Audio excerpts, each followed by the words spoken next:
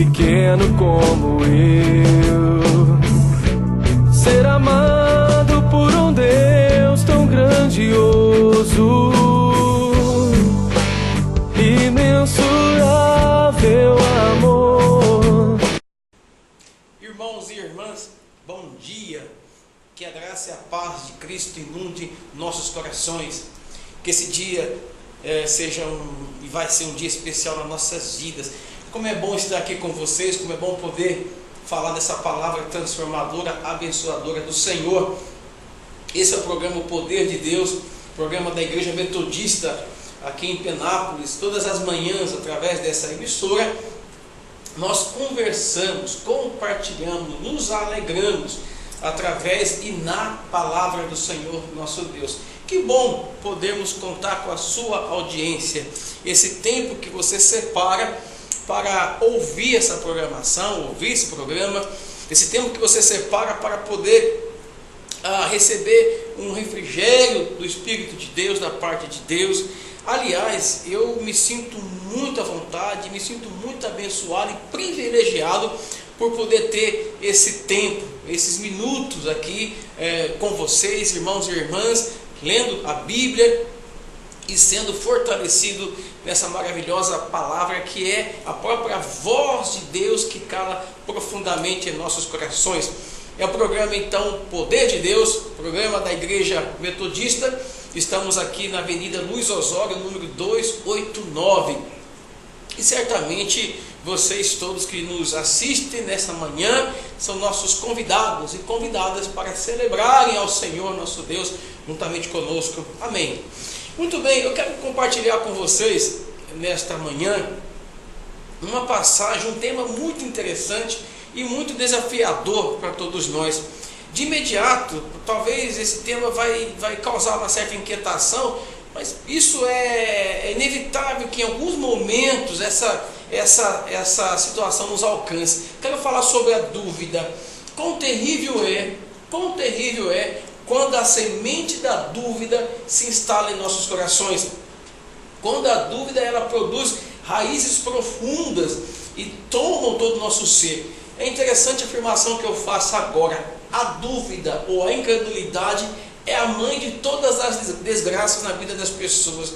Quando nós permitimos que a dúvida, a instabilidade, a incredulidade, elas ocupem nossa vida, como é que nós vamos recomeçar? Como é que nós vamos nos reavivar? Como é que nós vamos nos fortalecer numa palavra maravilhosa, profética, das promessas do Senhor, se a dúvida nos impede de tomarmos posse dessas verdades, desse maná que vem do céu, que é a sua palavra? Então, meu irmão, minha irmã, todos nós, invariavelmente, vez ou outra, passamos por situações que eu chamo de dúvidas, ou onde nós fazemos algumas perguntas, levantamos alguns questionamentos. Não é de todo ruim a dúvida, não é de todo ruim a incredulidade, mas desde que ela não produza raízes na sua alma, desde que a dúvida ou a incredulidade sirva como um trampolim para alavancar a sua fé, alavancar a sua própria espiritualidade. A dúvida só deve ter um significado, uma razão de existir, para nos aproximar ainda mais do Senhor nosso Deus em Cristo Jesus. Muito bem, quero ler com vocês a palavra do Senhor que está no Evangelho de Mateus, primeiro evangelista aqui do Novo Testamento, no capítulo 28, versículo de número 16 e 17, diz exatamente assim: seguiram os 11 discípulos. Interessante que eram 12 inicialmente, né? Mas sabemos que o Judas traiu Jesus e cometeu suicídio, e agora então o texto fala que eram 11 discípulos que seguiram Jesus para a Galileia e para o monte que Jesus lhes designara, o monte que Jesus já havia dito que estaria nesse monte, que se encontraria com eles lá depois de ressurreto. E quando viram o Cristo ressurreto, porque Jesus já tinha morrido, já tinha ressuscitado e estava ali diante dos discípulos. E quando eles o viram, o adoraram. Mas alguns duvidaram. Alguns tiveram essa condição, essa capacidade de duvidar se realmente era Jesus. Vamos lá trazer algumas considerações nesse texto. Permita-me essas considerações. Primeiro, dos 11, quem foram os que duvidaram? Quais os que duvidaram que era Jesus? Porque o texto não fala a quantidade dos que tiveram dúvida acerca de Cristo. Dos 11, diz o texto, alguns duvidaram, metade. Dos 11 foram 4, 5, né? Ou mais da metade. Outros tantos adoraram, dizendo, não, é o Cristo. Ele disse que nos encontraria, ou que se encontraria conosco aqui. Então é interessante que essa matemática, ela nunca vai ser exata, porque nós não sabemos do corpo apostólico quais foram os incrédulos, quais foram os que não tiveram a capacidade de olhar, reconhecer, é o Mestre, é o Senhor. Muito bem, então eu entendo que entre os discípulos, alguns tiveram aquele momento de incredulidade. Não sei dos que estão nos ouvindo, nos assistindo aqui nessa manhã, quantos de nós, irmãos e irmãs, tem permitido que a dúvida assim instale? Não tenha vergonha, não se sinta diminuído porque em alguns instantes existe ou acontece ou eclode esses questionamentos. Por favor, não entenda isso como sendo um peso, mas entenda como sendo algo que Deus permite para que ele se revele de uma forma profunda, pessoal, definitiva ao seu coração. Muito bem, os discípulos duvidaram, alguns duvidaram. Me chama a atenção outros fatos que o texto me leva a pensar. O texto fala a respeito da dúvida. Bom, foram homens, né? Os discípulos aqui foram homens que andaram com Jesus, foram homens que viram, que participaram dos milagres do Senhor Jesus Cristo. Eu não falo então de qualquer ajuntamento de pessoas que ouviram falar de Jesus, que alguém falou, alguém disse para eles a respeito de Jesus. Falo de pessoas que caminharam com o Senhor, de pessoas que viram, que participaram dos milagres do Senhor. Então, um dos milagres que eu gosto sempre de lembrar de Jesus é o que está lá em Mateus, palavra do Senhor, no capítulo 14. Em Mateus, no capítulo 14, tem um milagre que me chama muita atenção, no versículo de número 17.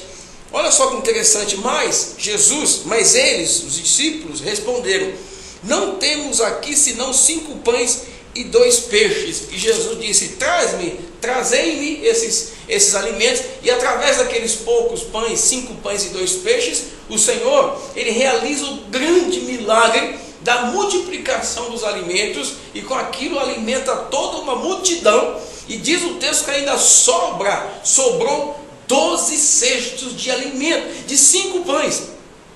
Então os discípulos, eles viram essa multiplicação dos alimentos. Os discípulos, eles participaram desse milagre, que para mim é um milagre maravilhoso.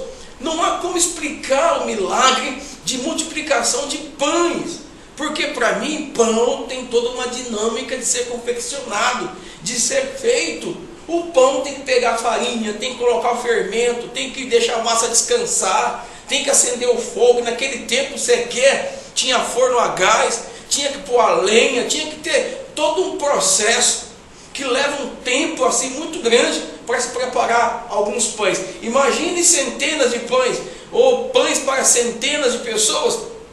E Jesus, ele pega 5 pães na frente de todo mundo.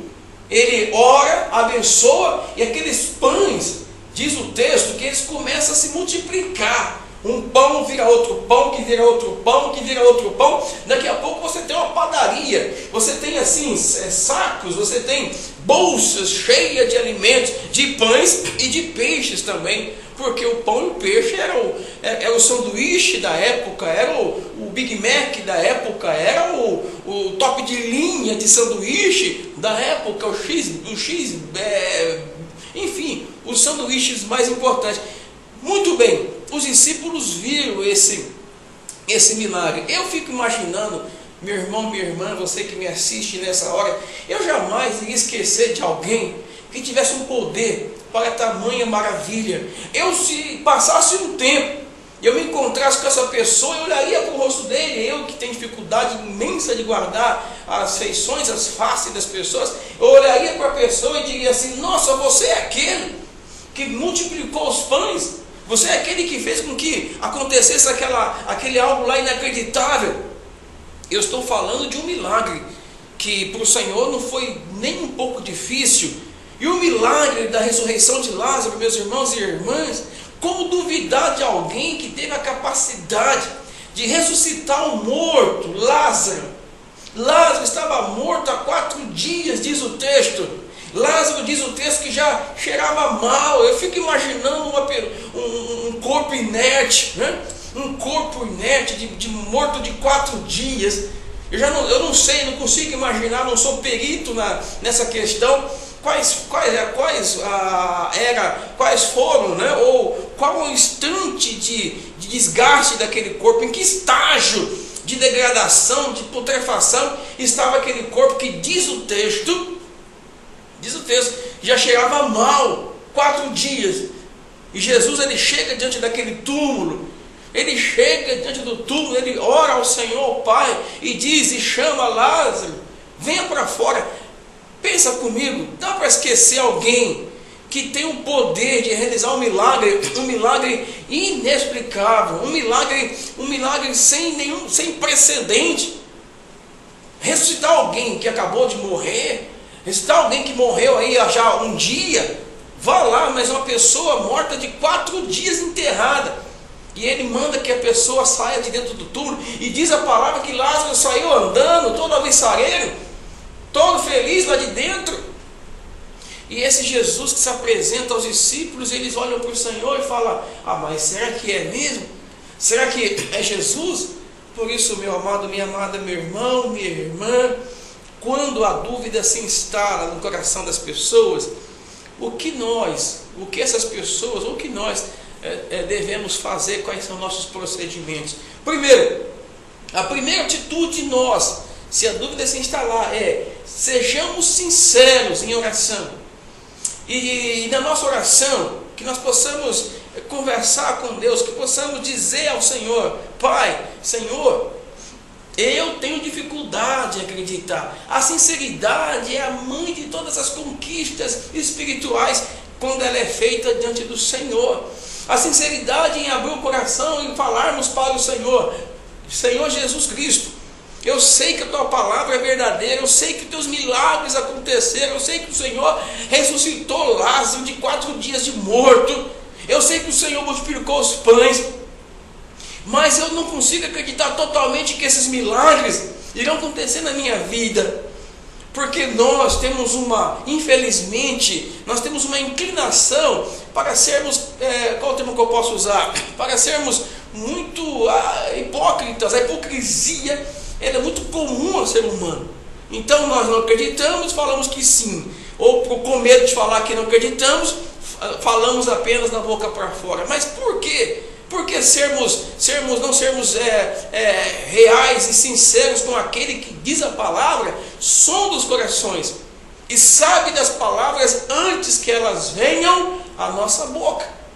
Então, meu irmão, minha irmã, eu quero ler com vocês a palavra do Senhor, Marcos, no capítulo 9, versículo 21. Marcos 9, 21.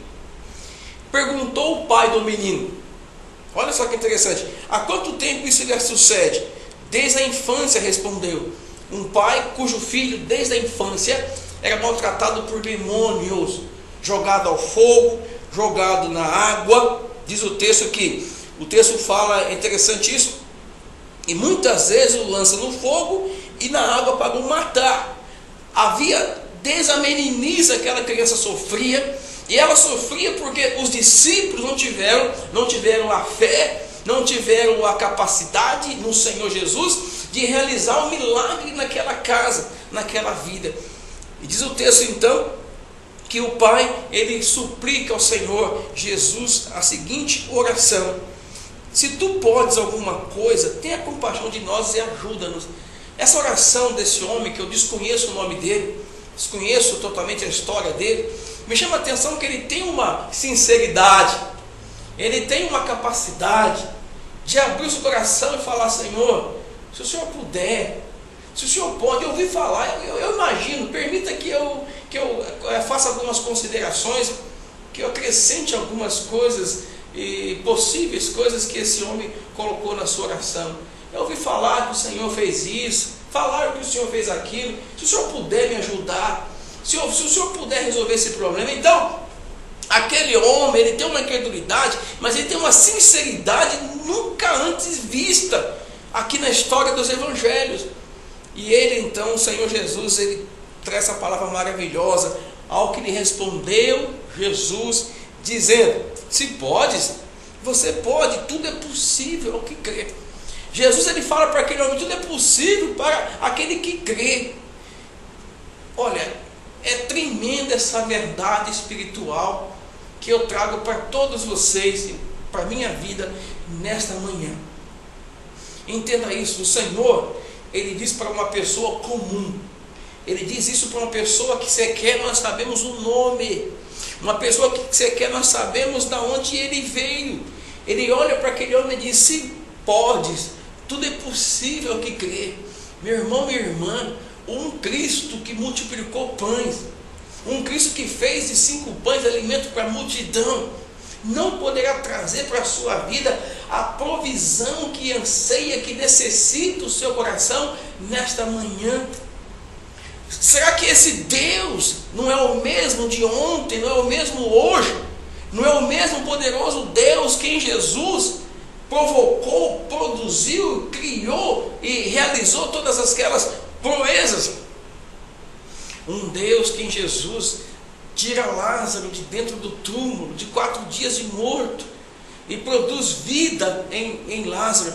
Não é o mesmo Cristo que hoje, nessa manhã, te abraça, trazendo vida na tua vida, meu amado, minha amada, trazendo vida, uma provisão de saúde, para te libertar e me libertar, seja de que malefício for, talvez uma depressão, talvez uma tristeza inexplicável, talvez uma doença que os médicos não conseguem detectar, eu não sei. O que eu estou afirmando é que se o Senhor quiser, o texto fala: se o Senhor quiser, o Senhor pode. Se o Senhor quiser, e acredito que Ele queira, porque Ele quer o melhor para nós, Ele fará milagres semelhantes ou maiores até nas nossas vidas. Mas nós muitas vezes, nós reagimos como os discípulos. Reagimos como os discípulos, alguns dos discípulos que olharam para Jesus. Imagina, será que é Ele mesmo? Será que é o mesmo Jesus que nós vimos aí algumas páginas antes? Será que é o mesmo Cristo que fez todas essas coisas? E a palavra que nós podemos trazer nessa manhã é o mesmo, porque o Senhor não muda, é o mesmo ontem, hoje e eternamente será o Senhor. Então o nosso irmão aqui, nosso amigo do texto, ele recebe do Senhor essa palavra, e a oração, a resposta do nosso colega, do nosso irmão aqui do texto é, versículo 23, ao que lhe respondeu: se pode. E 24, imediatamente o pai do menino exclamou com lágrimas nos olhos: eu creio, mas ajuda-me, Senhor, na minha falta de fé. Eu fico maravilhado com essa oração, com a sinceridade dessa oração. Eu creio, Senhor, mas por alguma razão permiti que a dúvida se instalasse na minha alma. Ajuda-me na minha falta de fé. Com lágrima nos olhos, ele se derrama diante do Senhor. O que é que nós vamos perder se fizermos a mesma coisa que fez esse homem? O que é que nós vamos perder? Pior não vai ficar. E quem sabe a partir dessa oração, um milagre se oportuniza, se materializa, o milagre não é derramado sobre nossas vidas, e nós vamos ter a provisão, seja ela a provisão do físico, a provisão espiritual, e a vida se estabelece a partir dessa simples, singela oração. Não teve aqui um ritual, não teve aqui um sacrifício, não teve aqui uma exigência. Cristo olha para a pessoa e fala: é possível, você acredita? Senhor, eu não consigo acreditar, aumenta a minha fé. Muito bem, segundo ponto que eu quero trabalhar a respeito da incredulidade quando ela se instala, é a seguinte, é necessário que haja em nós uma lembrança do que Cristo já fez em nossas vidas. Na igreja metodista, nós cantamos um hino que diz assim: lembra as muitas bênçãos, quantas são, e fortalecido nós veremos tudo que Deus já fez. Cantamos esse hino, lógico que a letra é um pouco diferente, eu não lembro totalmente, mas é mais ou menos isso. É preciso, os discípulos, eles não lembraram, quando viram Jesus, do que Jesus havia dito. Jesus disse que iria morrer, disse que iria ressuscitar, disse que iria se encontrar com eles naquele monte que nós lemos o texto. Eles não lembraram de tudo que Cristo fez e não lembraram dos milagres que Jesus havia feito neles e através deles. Por isso, nessa manhã, meu irmão, minha irmã, vamos trazer à tona, vamos trazer à lembrança os milagres, o que Jesus já fez. Mas, pastor Jonas, eu não lembro de nada. Meu Jesus, de nada, de nada. Você não lembra de nada, nenhuma coisa sobrenatural, nenhuma intervenção miraculosa, nenhuma ação da graça de Deus em Cristo aconteceu na sua vida, na sua casa, nada. Que coisa. Então, se nada aconteceu até hoje, eu penso que é momento de reafirmar a nossa condição, de reafirmar a nossa dependência dele e andarmos com ele a partir de agora. Se nada aconteceu, a partir de agora você vai andar com Jesus e vai começar a guardar no seu coração os milagres. Mas alguma coisa ele fez com certeza. E trazendo à tona os milagres, esses milagres que já aconteceram serão como um remédio contra a incredulidade. Por quê? Ora, se Jesus ajudou você, me ajudou em alguns dias atrás, na época da nossa vida, por que não vai ajudar hoje? Por acaso o Senhor enfraqueceu? Por acaso o Senhor se cansou? Por acaso o Senhor está ocupado com outros afazeres e não pode mais acudir às suas e às minhas orações? Ora, aquele que fez esses milagres e já realizou milagres, vai continuar a realizar, abençoar e guardar e proteger e nos conduzir, ainda que passemos por infortúnios, ainda que passemos por estreitos, ainda que passemos por vales e sombras de morte, todavia o cajado e o bordão do Senhor nos alcançará nos vales e nos levará até o outro lado. A palavra diz isso, ainda que nós passemos por fogo e pela água, todavia o Senhor vai se fazer presente. Se morrermos aqui, por alguma razão, a morte nos alcançar, nos levantaremos para poder abraçar o Senhor pessoalmente, olhando nos olhos dele, dizendo como o Senhor é bonito e muito mais pessoalmente. Por isso, nessa manhã, lembra dos milagres. Segundo, depois de lembrar do que Cristo já fez, é necessário então que nós lembremos daquilo que ele disse que faria. Eu quero terminar e vou orar com vocês antes de ler o texto final. Os discípulos, eles não lembraram naquele momento do que Cristo disse que faria. Tudo bem? Por isso que eles duvidaram. Não lembraram que Jesus falou que ia ressuscitar. Então lembra do que Cristo disse que faria, das promessas dele contidas na palavra. Lembra de que o Senhor disse: estarei convosco todos os dias até a consumação dos séculos. Lembra da palavra que o Senhor disse de que tudo é possível que crê. Acabamos de ler esse texto. Lembra de tudo aquilo que proferiu, que verbalizou o Senhor através da Bíblia. Através da Bíblia. Por isso eu quero trazer à memória o texto que está lá em Josué, no Antigo Testamento, no capítulo de número 1, no versículo de número 9. E esse texto, é preciso que nós creiamos na veracidade, na inspiração divina desse texto. Josué capítulo 1, no versículo de número 9. Diz o texto: não te mandei eu. Ah, mas o Senhor falou isso para Deus, falou para Josué, não falou para mim. Que é isso? Essa é uma dúvida que não pode se enraizar em nossos corações. Não pense assim, não, Deus não falou isso para mim. Deus falou para Josué, então alguém disse que é, mas não é. Não, está aqui escrito. Eu preciso acreditar e crer que essa é a palavra, é a voz de Deus trazida nesta manhã para a minha vida e para a sua vida. Não te mandei eu ser forte, ser corajoso, não temas e nem te espantes, porque o Senhor, o teu Deus, é contigo por onde quer que andares.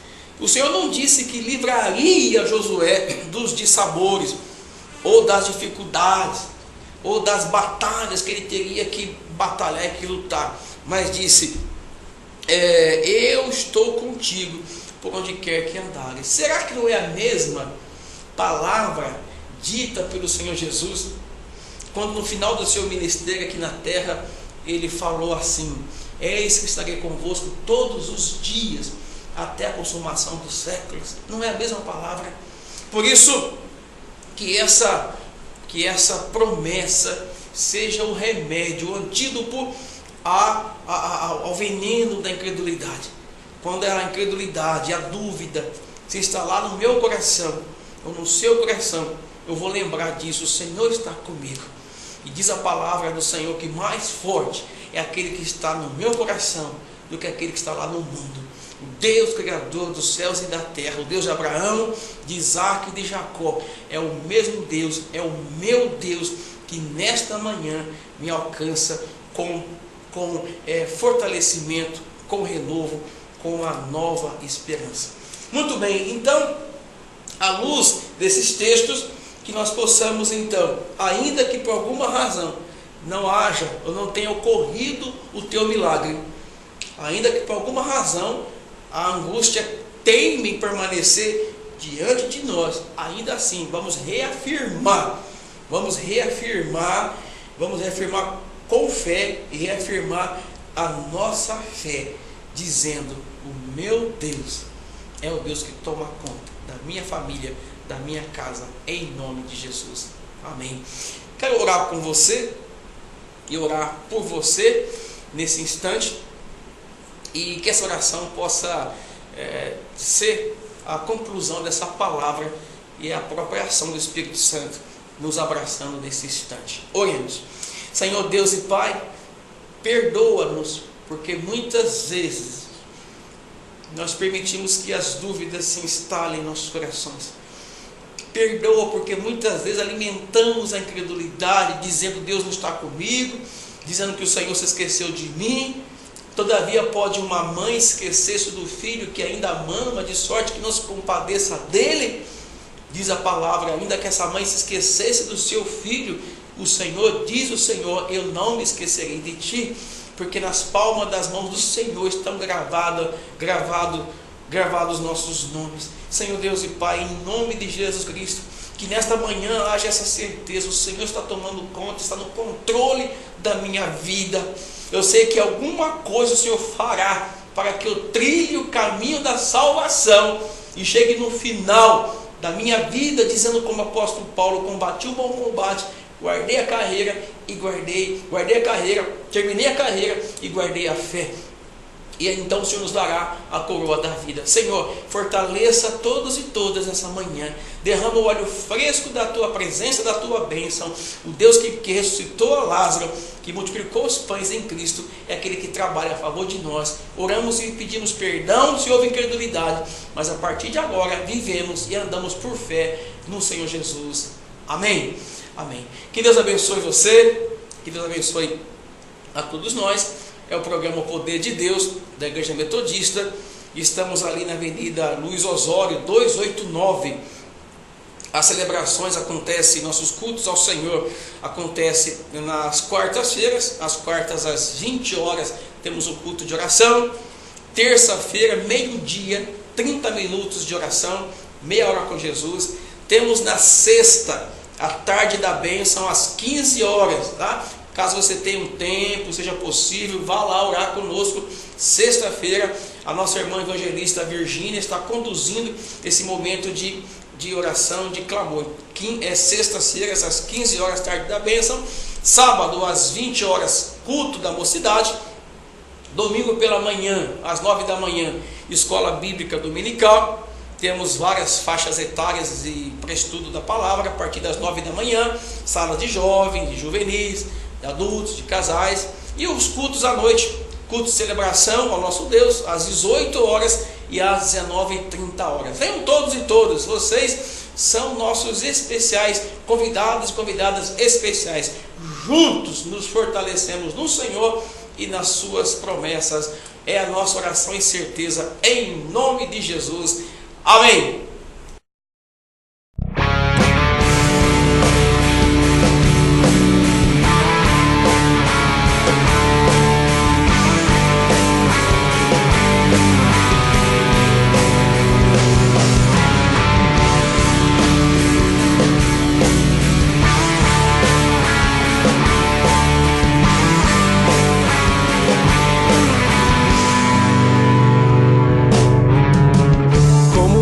Alguém tão pequeno como eu